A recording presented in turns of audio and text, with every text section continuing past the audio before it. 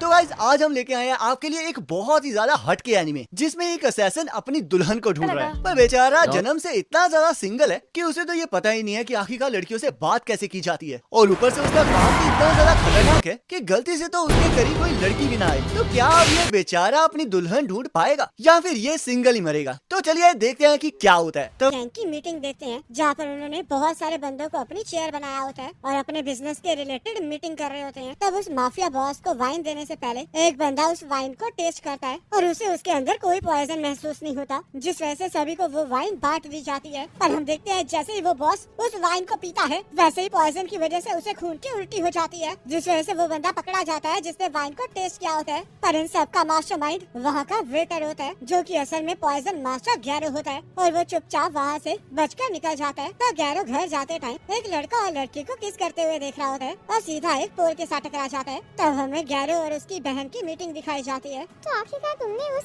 Poison tester से बचते हुए उनके ग्लास में पॉइजन कैसे मिलाया? मैंने धीरे धीरे उस चेस्टर की इम्यूनिटी को कल्टीवेट किया था, क्योंकि मैं पिछले 3 महीने से उसके खाने में पॉइजन का थोड़ा थोड़ा डोज डाल रहा था, जिस वजह से वो अंत में एक खतरनाक डोज को सरवाइव कर पाया और उसे पॉइजन का एहसास ही नहीं हुआ। पर इसमें तो बहुत ज्यादा मुश्किल हुई होगी ना? इसमें मुश्किल तो हुई है, पर मेरे अलावा इसे कोई और नहीं कर सका था और इसी की वजह से हम बिजनेस में टिक पाए हैं। वो सब कुछ तो ठीक है, पर गैरो क्या तुमने मैरिज के बारे में कुछ सोचा? अकारी, क्या तुम्हें सच में लगता है कि मुझे शादी कर लेनी चाहिए? मेरे तो बिजनेस में भी मुझे कोई लड़की मिलना नामुमकिन है। मुझे पता है कि ग्रैंडमा हम दोनों में से किसी एक को पॉइजन क्लैन का हेड बनाना चाहती है, और जब मैंने उन्हें बताया कि मैं सिंगल हूँ और मैं ऐसा नहीं कर सकता, तब उन्होंने मुझे ब्रांच फैमिली की एक लड़की से मिलवा दिया और फोर्सफुली मैरिज भी तय करवा दी। पर उन्हें नहीं पता कि मुझे मैरिज का इतना भी शौक नहीं है, तो इसलिए पॉइजन मास्टर की ये लाइन मेरे साथ ही खत्म हो जाएगी, क्योंकि मैं अपनी जिंदगी सिंगल रहकर ही बिताऊंगा और तुम्हें भी तुम्हारी जिंदगी अपनी गर्लफ्रेंड के साथ बितानी चाहिए। तो अकारी भी गैरो को कुछ नहीं कह पाती है और तभी गैरो को उसके दोस्त बग मास्टर का मैसेज आ जाता है, जिस वजह से वो उससे मिलने चला जाता है और वो दोनों बैठकर आराम से पार्टी करने लगते हैं। तो गैरो नीडल मास्टर की बात करने लगता है जिसके 3 बच्चे हो गए होते हैं और उसके खर्चे बहुत ज्यादा बढ़ गए होते हैं। पर गैरो को इसकी बिल्कुल भी चिंता नहीं होती, क्योंकि वो अपनी लाइफ सिंगल बिताने वाला होता है। तब अचानक से बग मास्टर उसे बताता है कि वो शादी करने के बारे में सोच रहा है, जिस वजह से गैरो हैरान हो जाता है। और जैसे ही गैरो बग मास्टर की गर्लफ्रेंड की फोटो देखता है तो उसे यकीन नहीं आ रहा होता कि बग मास्टर को भी कोई लड़की पसंद कर सकती है, क्योंकि उसे तो लगा था कि बग मास्टर के तो उससे भी कम चांसेस हैं, जिस वजह से बग मास्टर उसे बताता है कि उसने बहुत ज्यादा मेहनत की है। तब बग मास्टर गैरो से पूछने लगता है कि क्या उसके शादी करने से उनकी दोस्ती पर कोई फर्क तो नहीं पड़ेगा, जिस वजह से गैरो उसे समझाता है कि इससे कोई फर्क नहीं पड़ने वाला। पर अब बग मास्टर की लव लाइफ देखकर उसे भी एहसास हो गया है कि शादी बुरी चीज नहीं है। पर गैरो को इस बात का पूरा यकीन है कि वो बग मास्टर की तरह किसी ऐसी लड़की को नहीं ढूंढ सकता जो कि स्पेशल हो। तब यहाँ एक और माफिया पर्सन ने गैरो को किसी को मारने के लिए हायर किया होता है और उस बंदे का बिजनेस वारदात के बाद उस जगह को क्लीन करने का होता है। तो वो बंदा गैरो को कुछ लड़कियों के साथ मजे करने के लिए कहता है, पर गैरो इससे मना करके सीधा अपने टारगेट की तरफ बढ़ने लगता है, जिस वजह से वो सीधा जाकर एक बुलेट प्रूफ ग्लास के साथ टकरा जाता है। तब वो बंदा गैरो को उसके टारगेट के पास ले जाता है और वो उसे बताता है कि वो जिसे मरवाना चाहता है उसका नाम मे है, जो कि मैरिज के नाम पर लोगों को ठगती है और उस लड़की ने उनके एरिया में सबको बहुत ज्यादा परेशान कर रखा है, जिस वजह से वो चाहता है कि गैरो उसे ठिकाने लगा दे। तो गैरो उसे पॉइजन दे देता है और मे उससे उसके बारे में पूछने लगती है। तुम अब थोड़ी देर में नर्व पैरालिसिस कंडीशन को एक्सपीरियंस करोगी, जो कि धीरे धीरे तुम्हारे ब्रेन तक पहुंच जाएगा और तुम्हें इतना ज्यादा दर्द होगा जैसे कि तुम्हारे कोई टुकड़े टुकड़े कर रहा हो, और तुम ये सब कुछ पूरी तरह होश में रह के महसूस करोगी, जिसके बाद मैं तुम्हें डेडली पॉइजन देकर मार डालूंगा।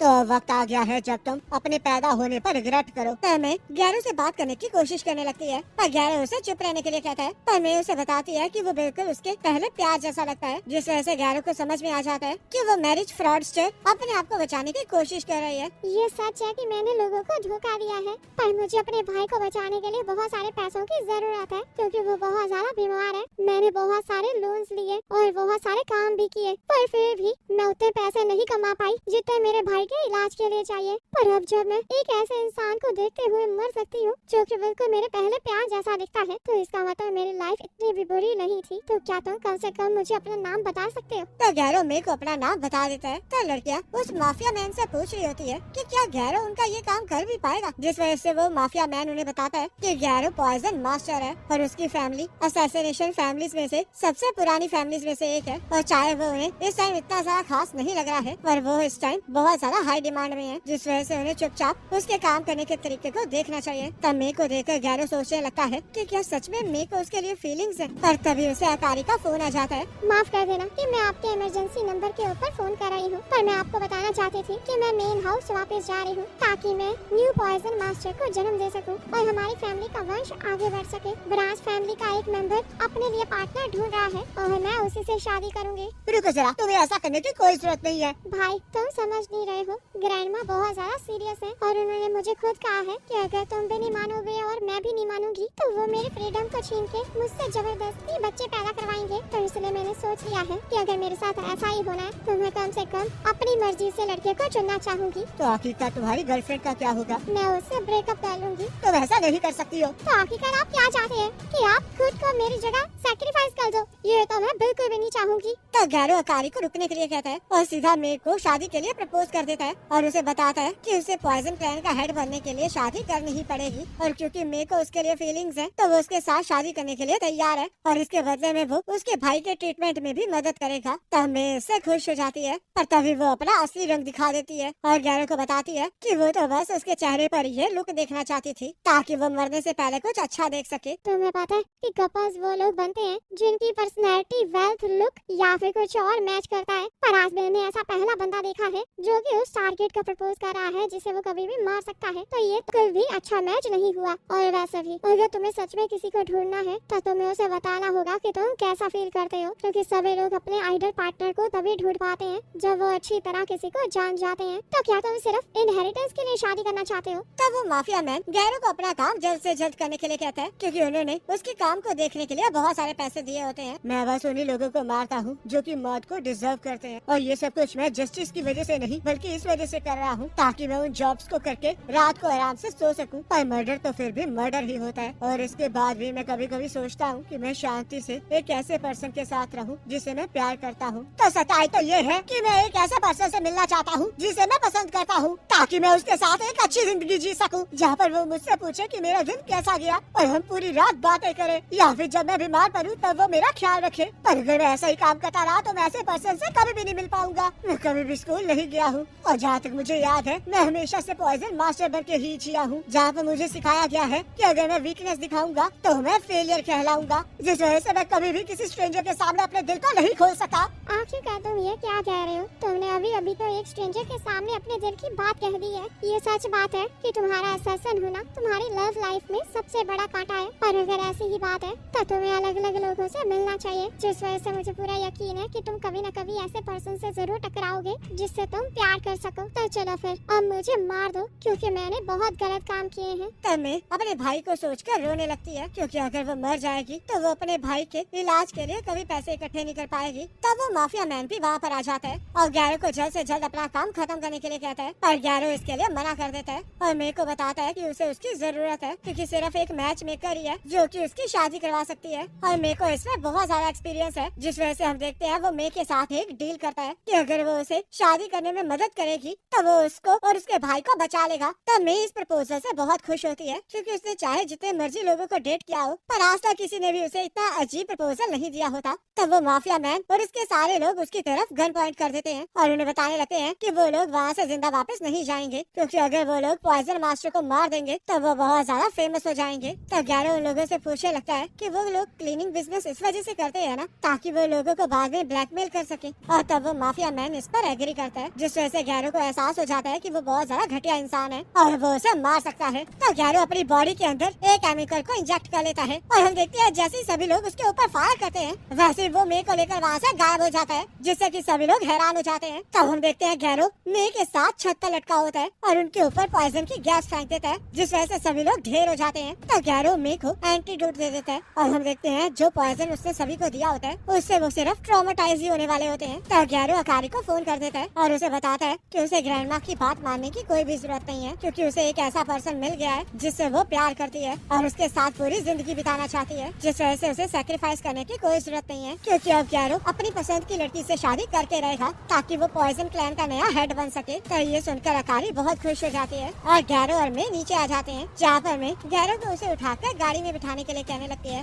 पर गैरो बहुत ज्यादा घबरा जाता है क्योंकि उसने जॉब के अलावा कभी भी किसी लड़की को टच नहीं किया होता, जिस वजह से उसे नहीं पता होता कि आखिरकार उसे क्या करना चाहिए। पर तभी मैं उसे बताती है कि वो लड़की नहीं बल्कि लड़का है, जिसे सुनकर गैरो बहुत ज्यादा हैरान हो जाता है। तब वो दोनों एक कमरे में चले जाते हैं जहाँ बेचारा गैरो अभी भी सदमे से नहीं निकल पाया होता है कि मैं एक लड़का है, और वो मे से पूछने लगता है कि आखिरकार वो लड़कियों के कपड़े क्यों पहनता है। जिस वजह से मे उसे बताता है कि उसने लड़कियों के कपड़े इसलिए पहने थे क्योंकि वो इस बार एक लड़के को धोखा दे रहा था, और जब उसे लड़कियों को धोखा देना होता है तब वो एक लड़का बन जाता है और उसे इसमें बहुत ज्यादा मजा आता है। तब मे गैरो को किसी के साथ भी हुकअप करने की टेक्निक सिखाने के लिए कहने लगता है, जिसके लिए गैरो भी तैयार हो जाता है और मे उसे एक मैच मेकिंग पार्टी में रजिस्टर करने के लिए कहने लगता है। तब गैरो उस फॉर्म के अंदर अपनी इन्फॉर्मेशन भरने लगता है और वो प्रोफेशन में अपने आप को सेल्फ एम्प्लॉयड बताता है। तब हम देखते हैं उस पार्टी के अंदर लड़कियों से ज्यादा लड़के आए होते हैं, जिस वजह से मे ये तय करता है कि वो लड़की बनके उन लड़कों को अपनी तरफ अट्रैक्ट करेगा ताकि गैरो को बाकी लड़कियों के साथ बात करने का मौका मिल सके। और हम देखते हैं वो गैरो का मेकओवर भी करता है और उसके चार्म को ढूंढने की बात करने लगता है क्योंकि उसके बिना कोई भी उस पर फिदा नहीं होने वाला। तो गैरो एक लड़की से बात करने के लिए बैठ जाता है और उसने ऐसे ओकेजन के लिए एक पिकअप लाइन तैयार भी कर रखी होती है, जिस वजह से वो लड़की को बताने लगता है कि वो साल के कितने पैसे कमाता है। और मैं ये देखकर बहुत ज्यादा हैरान हो जाता है और उसे समझाता है कि इस तरह तो वो उसे डरा देगा।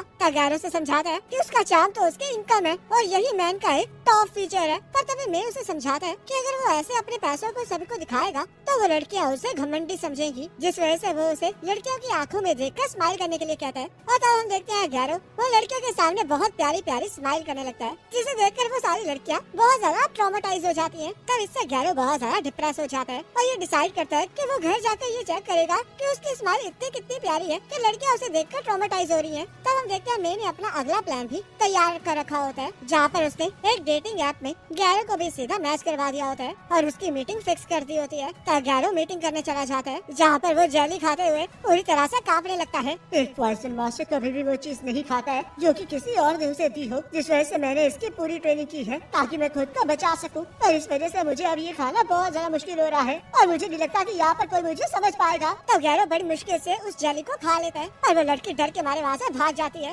तब वो लोग ऐसे ही अगली डेट पर जाते रहते हैं और रात को हम देखते हैं गैरो बाथरूम साफ कर रहा होता है क्योंकि वो एक ही दिन में 30 लड़कियों से मिलने की वजह से बहुत ज्यादा फ्रस्ट्रेटेड होता है और ऊपर से उसने किसी के साथ भी कॉन्टेक्ट इन्फॉर्मेशन शेयर नहीं की होती है। तब मैं उसे फिर से चीयर अप करने लगता है और उसे समझ नहीं आ रहा होता कि आखिरकार गैरो का चार्म है क्या, जिस वजह से गैरो बाथरूम को चमकाते हुए कहने लगता है कि शायद उसके पास कोई चार्म है ही नहीं। तब मैं उसे पूरा विश्वास दिलाता है कि उसके अंदर चार्म तो पक्का है। ऐसी बात नहीं है, तुम्हारे अंदर चार्म जरूर है और वो छुपा हुआ है जिस वजह से हम उसे नहीं देख पा रहे। पर मुझे पूरा यकीन है कि तुम ऐसे पर्सन से जरूर मिलोगे जो कि तुम्हारे उस चार्म को बाहर ले आएगा, जिस वजह से मैं तुम्हें पूरी तरह से पॉलिश करके रहूंगा ताकि मैं तुम्हारे चार्म को बाहर निकाल सकूं। और उसके लिए मेरे पास एक परफेक्ट आइडिया है। तब मैं गैरो को बताने लगता है कि वो उसे एक ऐसे पर्सन के साथ मैचअप करेगा जिसके साथ उसकी हॉबीज मिलती हो। और तब वो गैरो के क्लीनर के बारे में भी पूछने लगता है क्योंकि वो बहुत ज्यादा स्ट्रॉन्ग होता है, जिस वजह से गैरो उसे बताता है कि उसे उसने खुद मिक्स किया है और वो एक ऐसा डेडली पॉइजन है जो कि किसी भी स्ट्रेन को हटा सकता है और इससे वो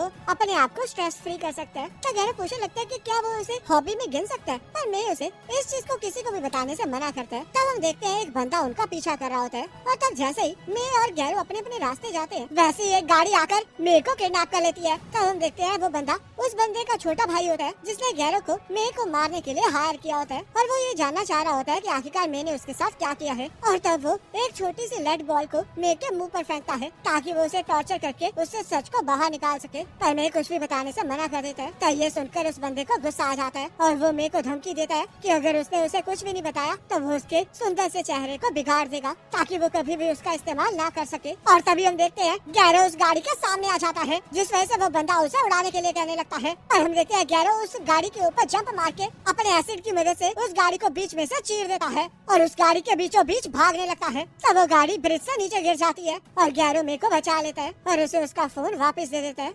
मैं तुम्हें थैंक यू कहना चाहता हूँ क्योंकि अगर तुम ना होते तो मैं एक दिन में इतने सारी लड़कियों से नहीं मिल पाता और मैं एक ही रिजेक्शन के बाद पूरी जिंदगी रोता रहता। मुझे पता है कि मैं बहुत ज्यादा होपलेस हूँ पर फिर भी मुझे तुम पर भरोसा है। तब मैं कहने लगता है कि उसे आज किसी का भी कॉन्टेक्ट इन्फॉर्मेशन नहीं मिला, जिस वजह से वो गैरो को अपनी कॉन्टेक्ट इन्फॉर्मेशन को शेयर करने के लिए कहता है और हम देखते हैं जिंदगी में पहली बार गैरो का एक दोस्त बना होता है। तब मेरे को गैरो बहुत ज्यादा कमाल का लग रहा होता है और वो उसे कहने लगता है कि उसे उसका चार्म मिल गया है। तो गाइस इसी के साथ ये अमेजिंग एपिसोड खत्म हो जाता है। अब आपको ये वाला एपिसोड कैसा लगा मुझे